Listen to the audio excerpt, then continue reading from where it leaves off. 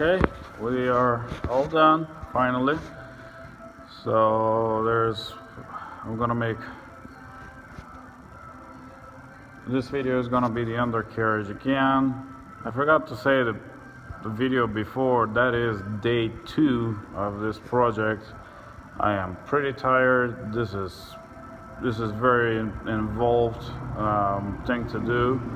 Let me show you all the hoses and pipes that need to come out. There's a pile of hydraulic lines and accumulators and valve blocks. The most unpleasant thing of the whole job is you're gonna have pentossan hydraulic fluid dripping on you for 2 days. This is a messy project. So this is second day, and right now it's 4 o'clock. So here's a shot from the rear. I think I showed on the previous video. There's a sway bar and strut. One thing I wanted to tell you, whenever you do that type of work, suspension should be tight on when the car is sitting on its wheels. That's why it's on the drive-on rack. So usually this one and this one don't really care, but I do it anyway because they're ball joint bushings. They will spin as the suspension travels up and down. Now this one right here, this one definitely needs to be tightened up with the vehicle on the ground, because this is an actual bushing. And we're moving to the front. Now this right here is this questionable hose that caused me start thinking about doing this coilover. This hydraulic hose comes from the ABC pump, and basically it's the feed hose. Comes right here. There's a valve block that usually sits here. It loops around the transmission bell housing, and there is a series of bolts that are holding it in place. And I just took a radical decision, and I said that I'm done, and just cut it, and give you an idea of what's inside these hoses. Actually have this braided steel inside, and it is quite the deal. That's why it's so much money. Anyway, so that is the only hose from the ABC system that is left in place. As you can see, the sway bar is in place now. You have to buy these caps if wrecking yard, or get them online. They're relatively cheap. And these bolts I reused. They're a little bit shorter than I liked them to be, but they will do for now. This is another bolt that should be tightened up with the vehicle on the ground. Do not tighten this bolt with the car up in the air. So you can see here is where the front valve block lived. It's no longer anymore. All the hoses are removed. The hoses from the go in front of the radiator, I had to cut to get them out. Otherwise, I think they would like you to remove radiator and other stuff on the way, because they make a lot of twists and turns. So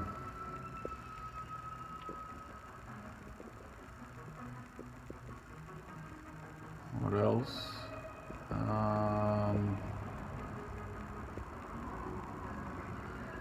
Okay.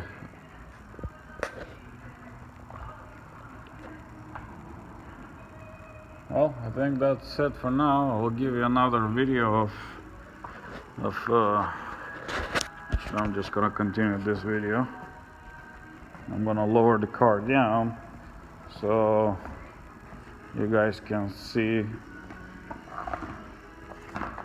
what happens from on the top, and I'll show you how the car sits. Just give me a second here.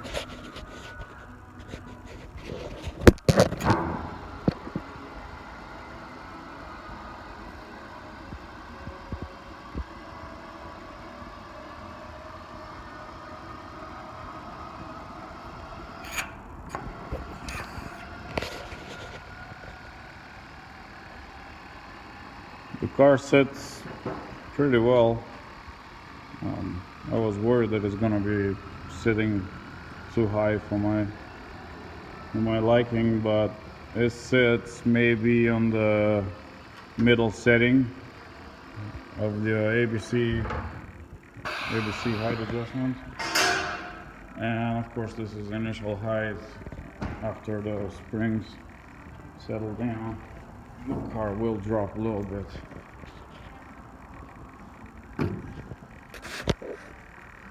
Here it is. We have like 4 fingers from the tire to the wheel arch, and about 4 in front.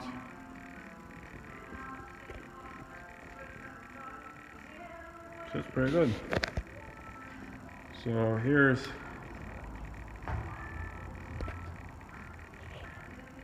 where the containers for the hydraulic fluid used to live, and there it is now, the regular power steering pump mounted.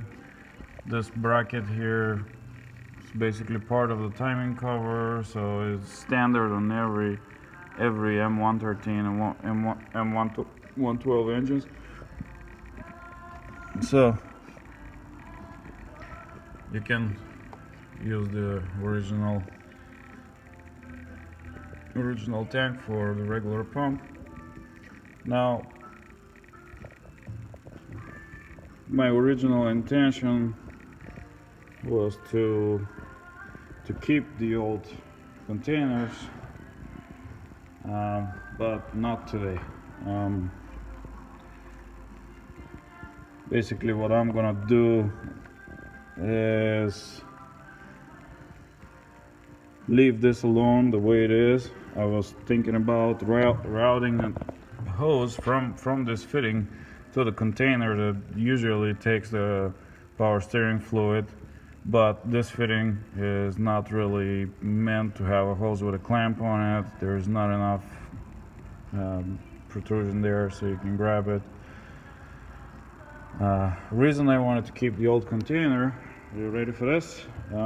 Is because now we have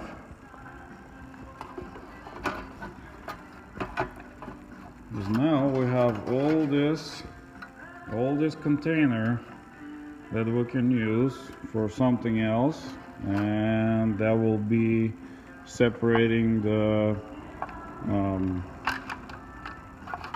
intercooler system from the engine cooling system. And you can see it takes probably a quart or 2. It already has the heat shield, so this basically this is gonna be a return line. Not return line, but this is gonna be the vapor. Basically this line is gonna go on top, and this line right here is gonna be removed from the tank, and just use a plug here. So basically these 2 lines need to come all the way on that side, and one will go on the bottom, other one goes on top, and you have very nice original look and you still have your air cooler, charge system separated. And the other benefit of we're actually going to gain a little bit of horsepower, because now we don't have this big power steering tandem pump to turn and make tons of psi in order to keep this car up in the air. Basically, engine was working really hard to keep this car standing the way it sits right now. So that's it. Like I said, I'm pretty tired, and I'm sorry if I'm hesitating when I'm talking, but it's been 2 days, and today is Sunday. Tomorrow I have to work tomorrow, so it's time to go home and take a break of all this. And if anybody is interested this is what I wanted to show you. I want to read you all the parts that you need.